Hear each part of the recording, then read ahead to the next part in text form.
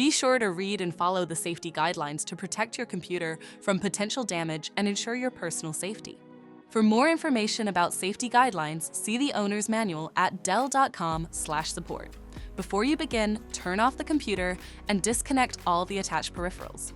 Before proceeding, ensure your computer is in service mode. To enter service mode, press and hold the B key on the keyboard and then press the power button. Now, the computer will boot up and the owner tag information is displayed on the screen. Press any key to proceed. The computer will emit 3 short beeps and shut down, indicating it has entered the service mode. Loosen the captive screws holding the base cover in place. Using a plastic scribe, pry the base cover from the palm rest assembly, starting at the top edge and working your way around to release it from all sides. Now, lift the base cover from the palm rest assembly. If your computer is unable to enter service mode, disconnect the battery cable from the system board. Identify the wireless module and remove the screw.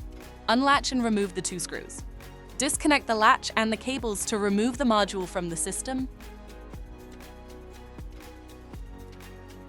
To reinstall the wireless module, place it back in the system and reconnect the cables.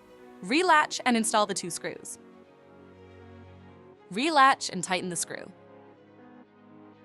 If the battery cable was disconnected earlier, make sure to reconnect it to the system board. Next, align the base cover with the palm rest assembly and gently place it into position. Tighten all required screws to secure the base cover in place.